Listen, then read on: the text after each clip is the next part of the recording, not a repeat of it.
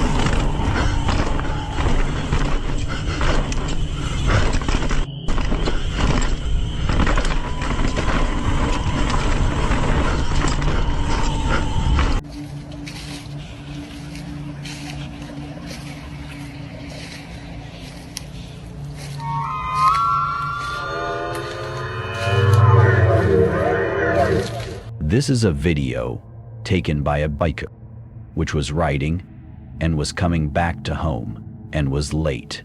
While coming back, he heard some creepy whistles. Then he started video recording, and after that, all was recorded in that video. Villagers claimed that they saw a creature, which has a emaciated body. The Wendigo is often depicted as thin to the point of being skeletal, with skin that tightly clings to its bones. It's portrayed as starving despite its insatiable hunger.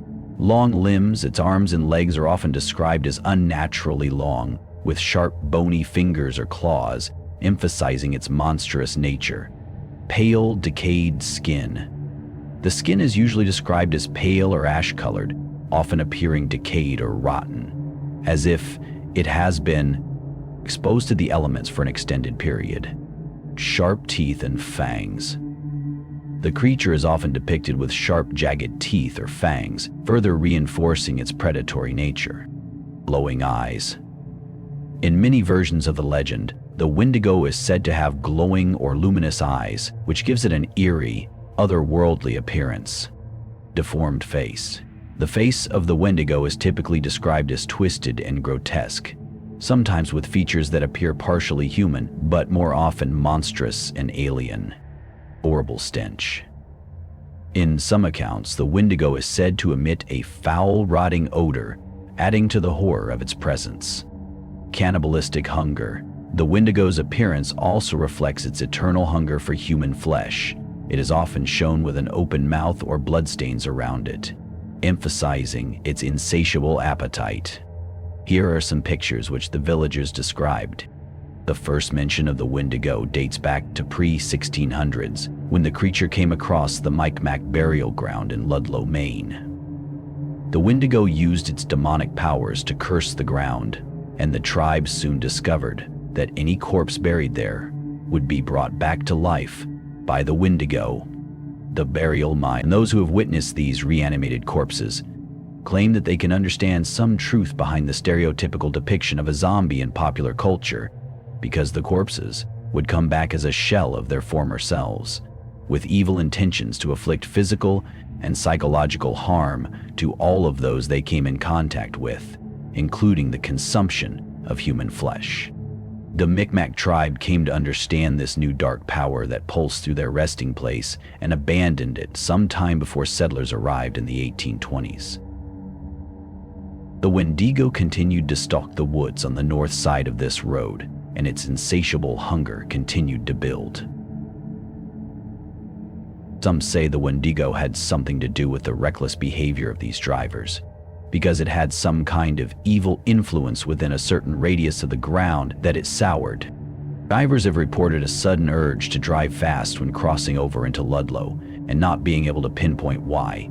This led to an increasing amount of deaths from pets who had wandered into the road and been struck down by these trucks.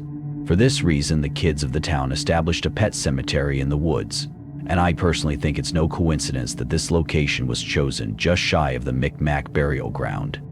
I guess that the Wendigo's influence manipulated these kids to choose this location. At some point, someone climbed over the deadfall on the edge of the pet cemetery and ventured through the swamp and into the cursed grounds to bury their pet.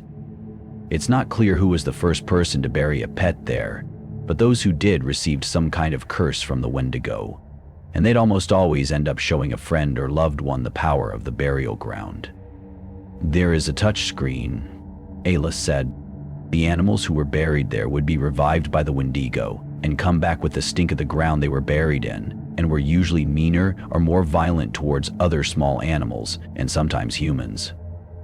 However, reviving pets who met their fate too early was not seen as a horrible offense, because they lacked the ability to communicate with humans. By the time Judd Crandall's dog Spot died in 1910, a boy named Stanley B had already discovered the burial ground's secret and passed it on to Judd. When Spot was reanimated by the Wendego and came back from the dead the next day, Judd's father was hardly surprised. It seemed that he too knew of the burial ground's power, although it's unclear if that was from experience or if he had just heard about it.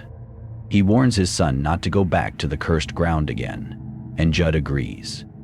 He keeps this promise for many years, until one fateful day when the Wendego lures Judd back to the burial ground.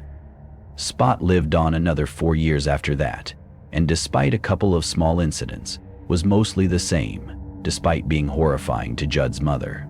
"Judd, come and get your dog." But the cycle continued for years, and it was mostly kept a secret by the town's locals. At one point, a man named Lester Morgan tried to revive his prized bull, Hanratty.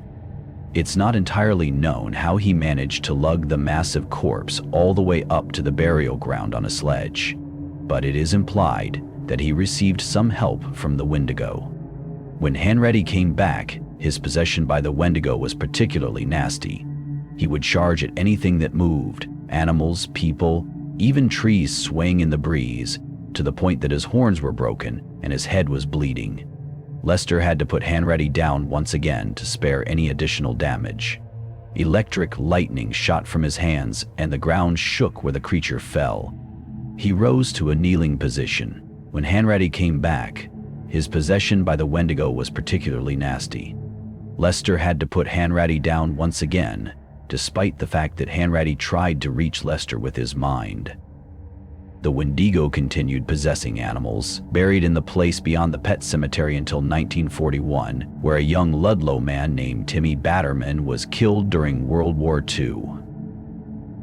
His body was sent back to Maine for his funeral, but his father, stricken with grief, buried his body in the burial ground, the first known human burial since the Micmac days. The Wendego brought Timmy back and possessed him to scare the townsfolk, who all believed that Timmy was dead. People started to notice him walking along the roadside with a blank look, and gossip of his return spread faster than a Shane Dawson conspiracy. The Wendego used its knowledge of everything that has happened in the town to torment those he interacted with. divulging their most embarrassing secrets and making horrible threats to some of the women in town. Timmy's father ended up going insane from his undead son's constant torture and burned down the house with both of them inside. The next major incident took place in the 1980s, over 70 years since Judd buried his dog Spot for the first time. Judd had just befriended the Creed family, who had moved in across the street from him. When the family's cat was run down in the road, Judd took Louis Creed to bury the cat in the Micmac burial ground, finally breaking the promise to his father that he would not go back there. Judd believed that he never meant to show Louis the cursed place, that the power of the Wendego made him do it, and by introducing Louis to the soured grounds, he transferred the curse to Louis's family. Not long after, the young boy Gage ran into the street and was killed. A tragedy that Judd felt he was partially responsible for, because he showed Louis the burial ground. The Wendego has the ability to influence those within a certain radius of the cursed ground, and for the next 2 days, it constantly puts ideas about digging up Gage and putting him in the Micmac grounds into Louis's head. Louis sends his remaining family away to visit his wife's parents in Chicago, claiming that he needs to wrap some things up at work before he joins them. Sleepy time comes at 11, and slipping into a deep sleep makes me tired, so this gives him the privacy he needs to retrieve his son and take him up past the pet cemetery and over the deadfall towards the forbidden burial ground. His wife Rachel senses that something is wrong and travels back to Maine on a string of last-second flights, but after just missing the last flight, she's unable to get there on time. She talks on the phone with Judd, who realizes what is happening and tries to stay up and wait out for Louis, hoping to talk him out of this despicable act. Despite not being tired at first, Judd quickly starts to doze off and recognizes that the Wendego is doing this to him to try to clear any obstacles in Louis' path. Judd does everything he can to stay awake, but in the end passes out before Louis arrives. As Louis approaches the cemetery, the fog around him goes into a swirl and encloses him. He feels that the swamp around him is alive and sentient. Slowly, however, he begins to understand the intrusive presence is the ghost of the brother who died 3 years ago. And when the mist clears, Louis sees a pair of yellow-gray eyes before him, a spirit with rotting teeth. The curved horns of a ram in peeling flesh was laughing in the distance before him. As Louis trudged on after that, the face floated before him at a constant distance until it eventually faded back into the mist. The frogs and insects of the swamp go quiet as a huge creature shakes the ground with its footsteps and approaches Louis. A vile smell fills the air as the monster gets closer to him. As it reaches its closest point, Louis looks up and sees the sparks of a pair of yellowish eyes some 60 feet above him. The Wendego. Knowing Louis is headed to the Micmac grounds. As Louis continues, he comes across a massive claw-like footprint and forces himself to believe that it was something else to keep himself from going insane. Louis buries his son in the cursed burial ground, goes home, and goes to bed. During the night, the Wendego goes ahead and revives Gage, who kills both Judd Crandall and Rachel. After the race to save the building, Gage finds Louis's body and revives it. Louis discovers their bodies in the morning and goes crazy after seeing what the monster had done to his wife. But the last sane thought that crosses through his mind is the image of the Wendego in the swamp that previous night. As he heads up the forest path with Rachel's body, Louis's physician's assistant, Steve Masterton, sees him disappear over the deadfall, presumably passing on the knowledge of the burial ground once again, to feed the Wendego's insatiable hunger with a new set of victims. It's unknown what happened to the Wendego from then until almost 15 years later, in the summer of 1997. Actually, it's not really confirmed that the Wendego comes back at all, but there are many people who believe that an evil deity from Stephen King's novel The Girl Who Loved Tom Gordon is in fact the Wendego from Pet Sematary. I don't personally think there's enough evidence to draw this conclusion, but there are some points that I find interesting anyways. The story's about a 9-year-old girl named Patricia McFarlane who goes missing while hiking with her mom and her brother on the Appalachian Trail in eastern Maine. The area she first gets lost in isn't very close to the woods that the Wendego prowl, in Pet Cemetery.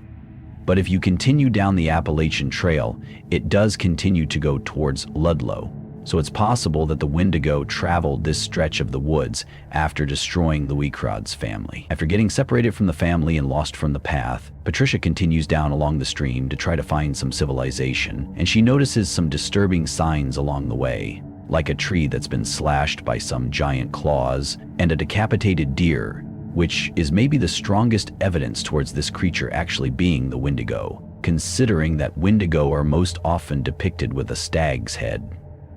But the further into her journey she gets, the more the voice in her head tells her that this thing is following her. At some point, Trish starts to hallucinate some strange images, and it's not entirely clear if it's real or if it's in her mind. She comes across a trio of robed figures in the form of her history teacher, her father, and the god of the lost, the creature that has supposedly been following her and watching her.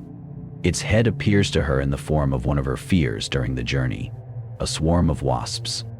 After several days, she finally makes it out of the wilderness to a road, and the god of the lost comes for her in the form of a bear-like creature, but she and the hunter who helps her scare off the deity are never quite convinced this is an actual bear, and both seem to have an idea in their heads that it's actually something supernatural.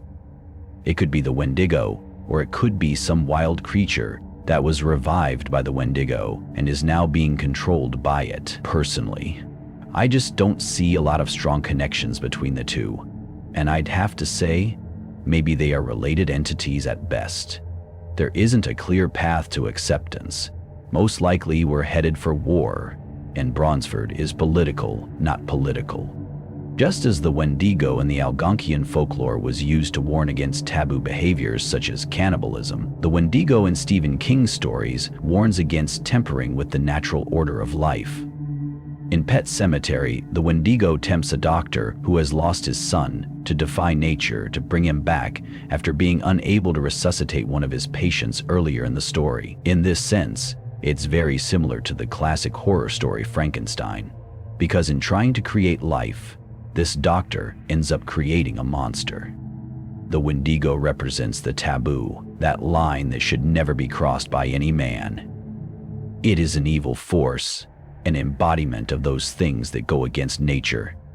The Girl Who Loved Tom Gordon also contains themes of man versus nature, or at least 9-year-old girl vs nature, but they are conveyed in a much more positive way, with Trisha defying nature by overcoming seemingly impossible odds to survive. So that wraps up today's lesson here on Horror History. Your homework is to like this video and let me know what your thoughts are on the Wendego and the God of the Lost in the comments. Are they the same? Are they related? Or are there just similar themes that tie them together? I'll be looking forward to your responses. Ring that death bell for notifications, and I'll see you in the next one. This is the end of video. Hope you like the video. Thank you for your support.